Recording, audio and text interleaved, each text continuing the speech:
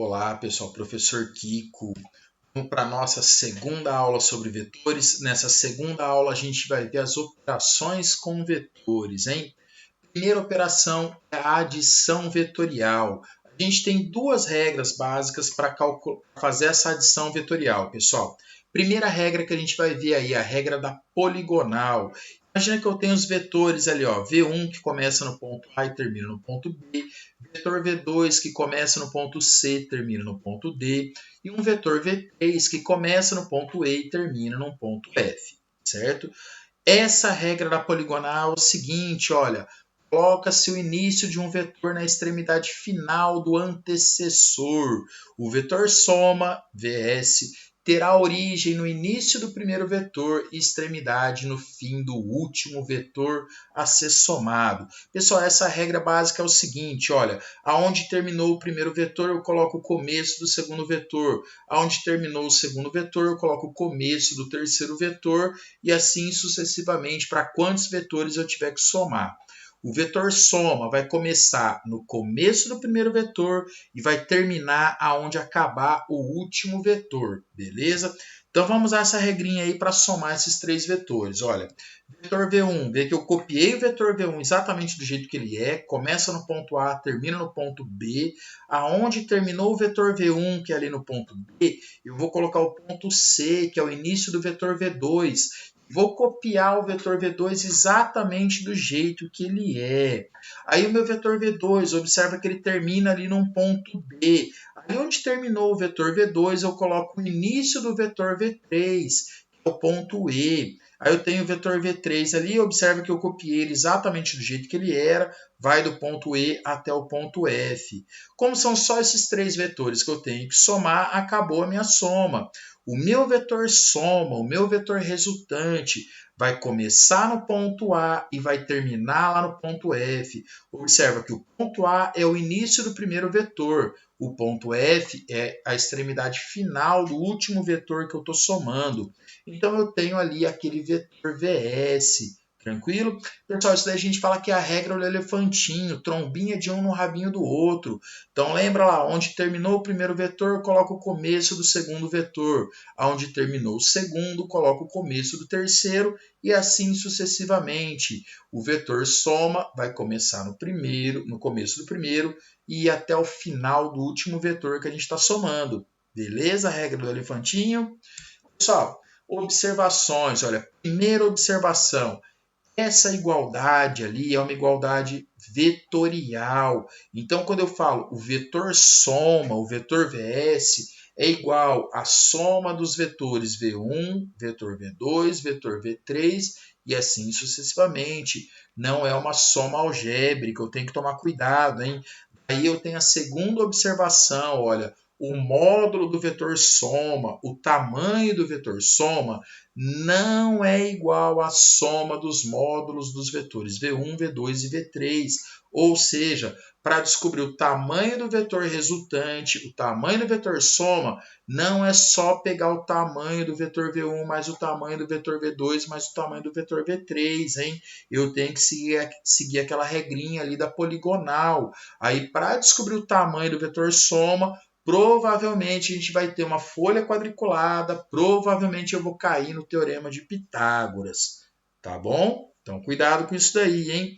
Terceira observação, a ordem de colocação dos vetores ali V1, V2, V3 não altera o resultado final. Ou seja, eu posso somar o vetor V1 com o vetor V3 para depois somar com o vetor V2, ou somar o vetor V2 com o V3 para depois somar com o vetor V1, ou seguir normal, V1 com V2 com V3.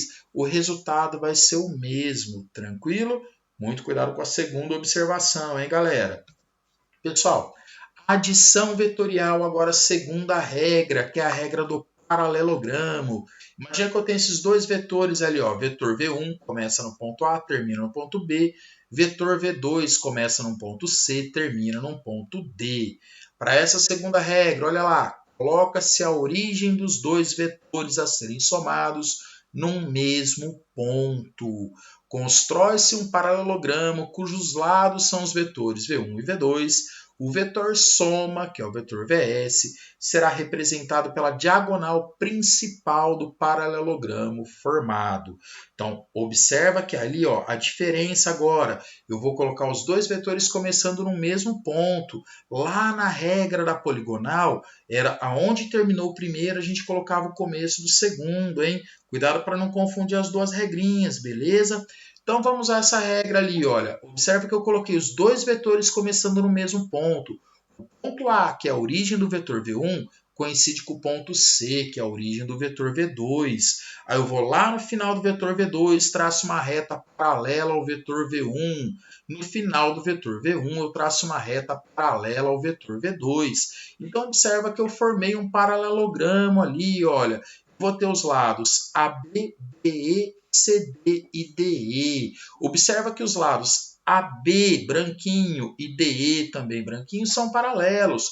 O lado CD e BE também são paralelos. Por isso que a gente fala que é um paralelogramo. Tranquilo? O vetor soma ali vai ser a diagonal principal. Pessoal, essa diagonal principal começa ali no ponto A, que é a origem dos dois vetores, e vai até o ponto E, o vértice oposto ao vértice que está localizado o ponto A. Então, esse daí vai ser o vetor VS. Tranquilinho? Beleza? Segunda regra. Pessoal, observações. Olha, a lei dos cossenos. Para a gente descobrir o tamanho do vetor soma quando eu usar a regra do paralelogramo. Imagina que eu tenho dois vetores lá, V1 e V2. Os módulos desses vetores eu sei. V1 e V2, então eu sei o tamanho deles e eu sei que esses dois vetores formam um certo ângulo θ entre si. Eu tenho ó, o vetor V1, vetor V2, observa que a abertura ali, o ângulo entre esses dois vetores é um ângulo que eu estou chamando de θ, certo? Para quem não conhece essa letra grega aí, pessoal, esse parece um zerinho cortado, é uma letra grega que a gente chama de θ, tá bom? Então, usando a regra do paralelogramo, olha, eu vou lá no final do vetor V2, faço uma reta paralela ao vetor V1, que é aquela linha tracejada branca. Vou lá no final do vetor V2, traço uma reta paralela ao vetor V2, no final do V1, né? Traço uma reta paralela ao vetor V2, que é aquela reta ponteada verde. Fechei meu paralelogramo. O vetor soma começa na origem dos dois vetores, que é o ponto em comum, e vai até o vértice oposto. Então ali eu tenho o vetor soma, eu chamei de vetor VS.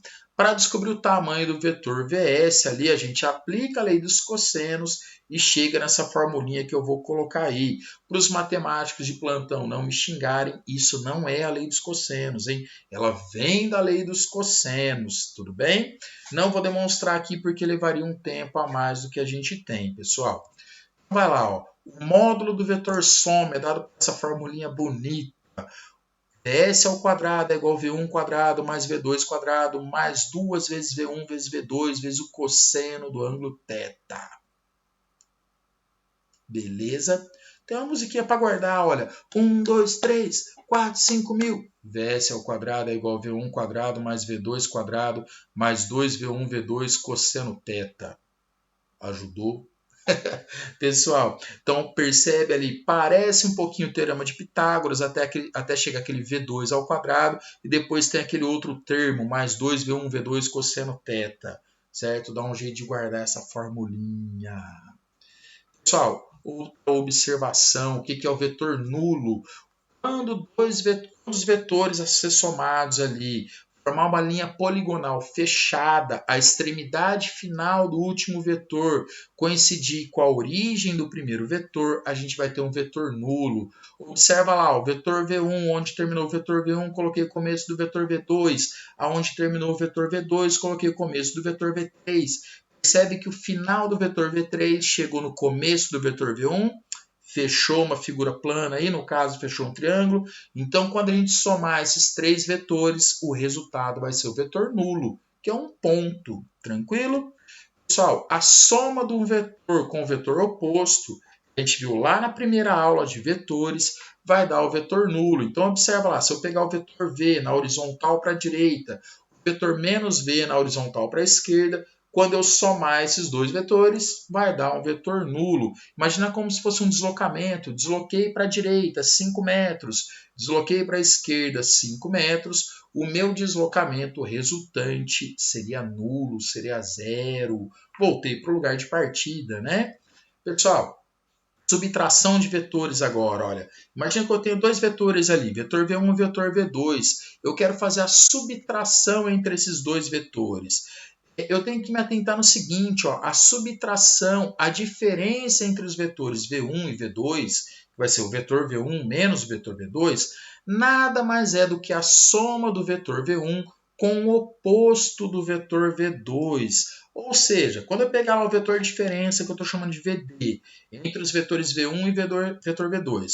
Então, vetor diferença VD é igual a V1 menos V2. Isso daí é a mesma coisa de eu fazer o vetor V1 mais o oposto do vetor V2, que é menos o vetor V2. Então, observa lá, ó, VD é igual a V1 mais, entre parênteses, menos V2. Se eu fizer regra de sinal ali, mais com menos, não vai dar menos, eu volto na equação de cima, VD é igual a V1 menos V2, tranquilo? Por que eu gosto de pensar desse jeito? Olha, lembra, eu tinha os vetores V1 e V2 ali da figura. O vetor oposto ao vetor V2 é só eu mudar o sentido. Lembra que a gente viu na primeira aula sobre vetores, hein? Então, o oposto do vetor V2 vai ser menos aquele V2. Observa que só mudou o sentido. Aí eu descarto o vetor V2. Observa que agora o vetor V1 e menos o vetor V2 estão com a origem comum. Aí eu aplico a regra do paralelogramo.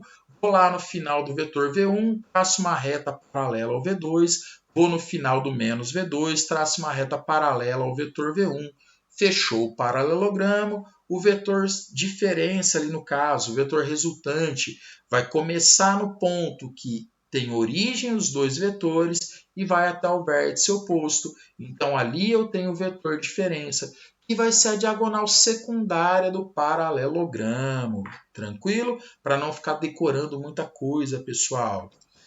Pessoal, multiplicação agora de um número escalar, de um número real por um vetor. Então imagina lá que eu tenho um número real n qualquer e eu vou multiplicar por um vetor v. O resultado dessa multiplicação do número real n por um vetor v vai ser um outro vetor que eu estou chamando de vetor p ali. Então o vetor p vai ser igual ao número real n vezes o vetor v. As características desse vetor p. O módulo do vetor P vai ser dado pelo módulo do número real n vezes o módulo do vetor v. Então, eu vou pegar o valor do número n ali em módulo vezes o tamanho do vetor v. Tranquilo? A direção do vetor P sempre vai ser a mesma direção do vetor v. Agora, o sentido do vetor v depende do sinal do número real n. Se o número real n for um número positivo, então o vetor p vai ter o mesmo sentido do vetor v. Se o número real n for um número negativo, um número menor que zero, então o vetor p vai ter o sentido oposto do vetor v. Vamos pegar um exemplozinho ali, ó. Tem aquele vetor v. Observa que ele está na direção horizontal, sentido da esquerda para a direita. O tamanho dele ali eu teria que pegar uma régua para medir. Se eu multiplicar esse vetor v por um número real 2, observa que o número real 2 é um número positivo. Então, o vetor p ali vai ser duas vezes o vetor v. Vai ter a direção horizontal, o sentido para a direita, porque o número 2 é positivo, e o tamanho do vetor p vai ser o dobro do tamanho do vetor v. Tranquilo?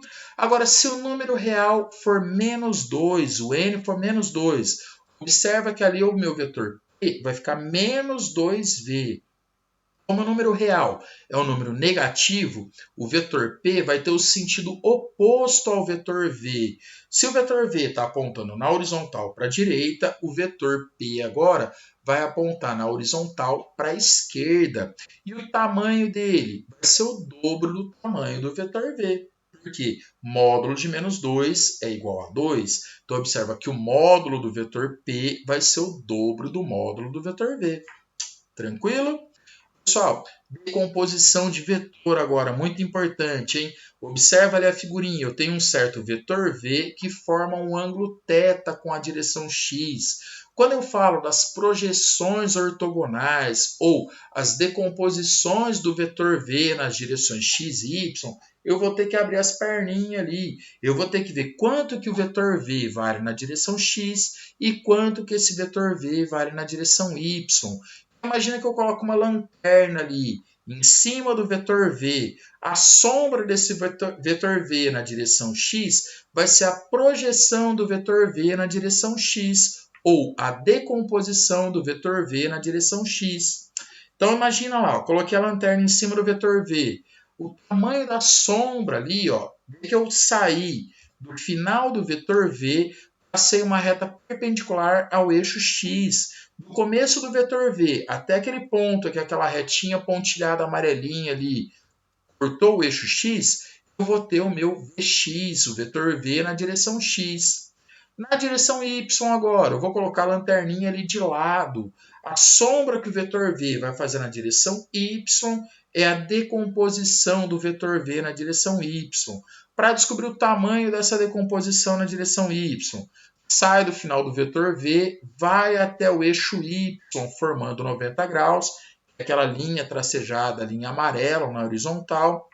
Do começo do vetor v até o ponto que aquela linha tracejada cortou o eixo y, a gente vai ter o vetor vy, tranquilo? Observa que se eu escorregar o vy ali para a direita, eu consigo fechar um triângulozinho retângulo ali. Olha o triângulo retângulo. Vx, Vy, V. Tranquilo? Nesse triângulo retângulo, o V é a hipotenusa, então o módulo do vetor V é a hipotenusa. O Vx é o cateto adjacente ao ângulo θ e o Vy é o cateto oposto ao ângulo θ aqui.